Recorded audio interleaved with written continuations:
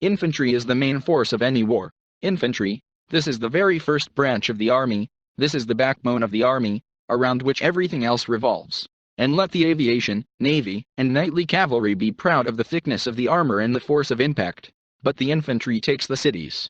This has been the case from time immemorial to the present day, and the early Middle Ages were no exception.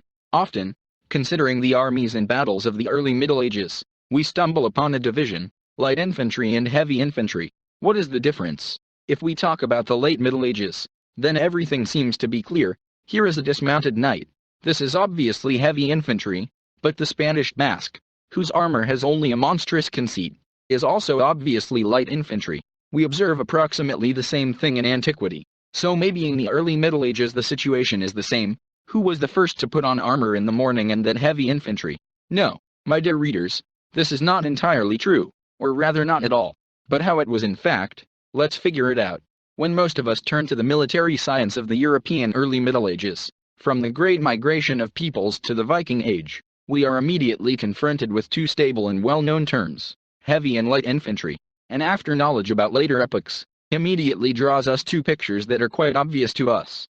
The first of them is a warrior, 10, jarl or even a prince. A warrior in chainmail, a helmet, and with a large shield, sometimes round, and sometimes almond-shaped. He is well armed and well protected, and he is the personification of the concept of heavy infantry for us. And in contrast to it, when we talk about light infantry, we see before our inner gaze a militia fighter, urban, or tribal, a man whose armament consists of a shield, spear, or axe, protected only by his luck and the grace of the gods. And it would seem that both images, in general, are true. We're on the battlefields of the early Middle Ages and jarls and militias from poor community members. Yes, and banal logic tells us that the one who has more armor is better protected, and simply heavier, which means that he is heavy infantry. But, no, this is not entirely true, and in order to understand how it all works here, you need to figure out how most of the battles actually took place in the early Middle Ages. If we turn to modern pop culture, we will see a peppy picture when the warriors met on the battlefield immediately pounced on each other with the fury of cave bears. After that, the rest of the battle is one big hand-to-hand fight. And if this seemed more or less plausible to you, then I will be forced to upset you. Everything was a little different. As we all remember, the vast majority of warriors on the battlefields of Europe during the period of the barbarian kingdoms were infantry. No, of course there were peoples with completely different combat experience and military culture, such as the Visigothic kingdom or the Alans. However, this was rather an exception to the general rule, and this same infantry was armed rather meagerly by the time of the early Middle Ages. We have already talked with you more than once about the reasons for the scarcity of weapons of the warriors of the era of the barbarian kingdoms. Therefore, without dwelling on this in more detail, we simply indicate that the vast majority of fighters on the battlefield were armed with a shield, a spear, and sometimes a sax or an axe. Helmets, it's good if every 10th had them, but swords and chainmail were infrequent even among the warriors of princes and jarls. But there was another type of weapon that is often and undeservedly missed, throwing weapons. Darts, suleets, franciscos, throwing spears, angons and other assortment of throwing pole weapons were unusually common at that time among the warriors of all the peoples of Europe and Scandinavia. We should also not forget about bows, although of course this weapon became much less widespread in Europe than in later periods and was considered primarily a hunting tool, but of course it was also used in battle. It was with the shelling of the enemy that almost any battle of the early Middle Ages began. Approaching the enemy, the warriors did not rush to attack, but threw arrows, darts, and throwing spears at each other. The effectiveness of such shelling was added by the fact that it was very difficult to miss large concentrations of infantry. The warriors of some peoples also used more exotic types of weapons, such as the Franks. Until the 7th century, Francis throwing axes were extremely effective, and only after the ammunition of remote weapons ended, the armies began to slowly approach. Being under such intense fire, it is obvious that the troops suffered a noticeable number of losses even at the stage of maneuvers and rapprochement, before the actual hand-to-hand combat began. And that was a big problem. Engaging in battle with fairly battered troops is far from the best idea.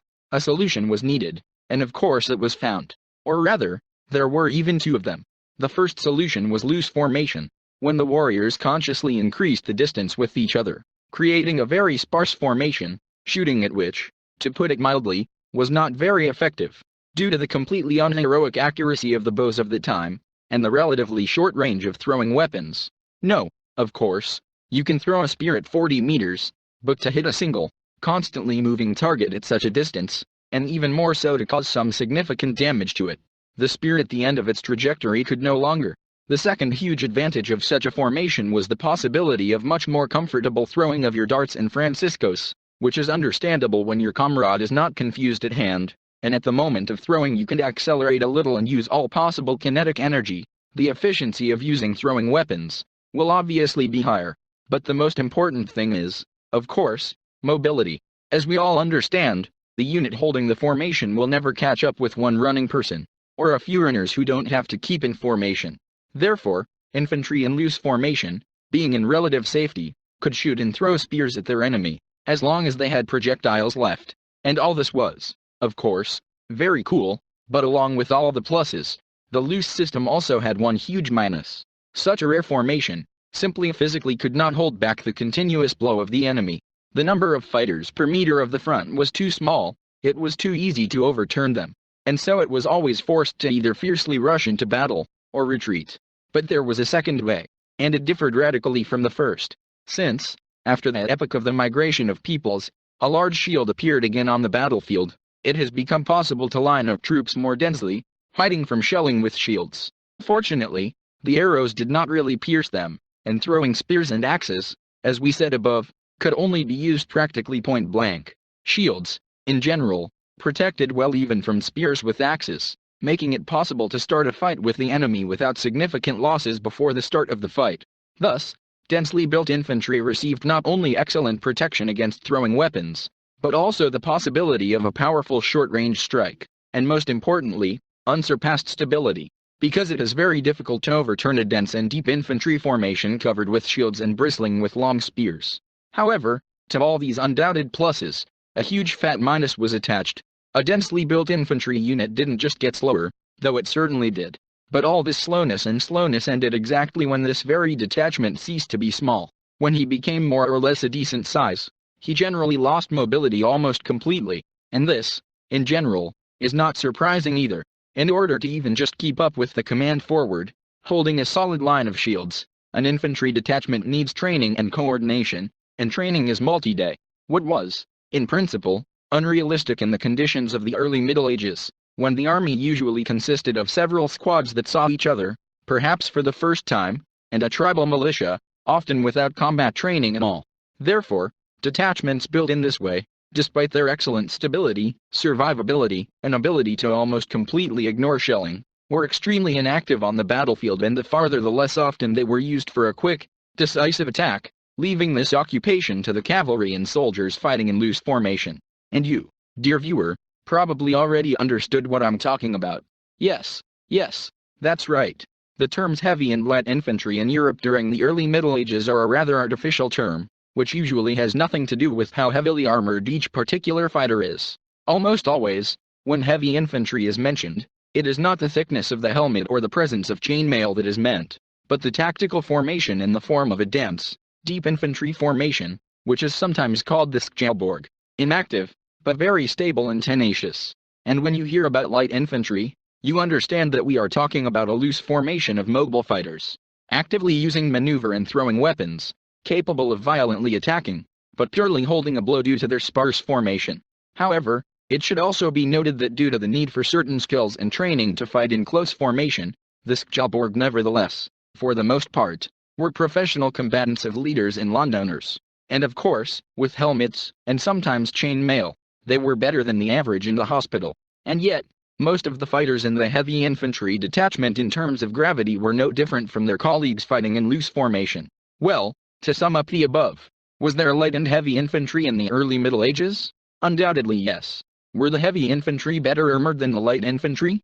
To a very small extent. Individual warriors, jarls, thanes, vigilantes, were indeed better armored. However, the bulk of the heavy infantry was equipped in the same or almost the same way as their light muster. Then why are some called heavy infantry and others light? Solely according to the principle of their use on the battlefield. Light infantry are fast mobile units capable of fast attack and rapid retreat. Heavy infantry is a slow, extremely durable formation that serves as the core around which an army is built, capable of crushing the enemy like a hammer. What about the armor then? And armor always. And it's always better to have them. Whether you're an Iskjalborg or a skirmish squad, they'll never be redundant. In the era of barbarian kingdoms,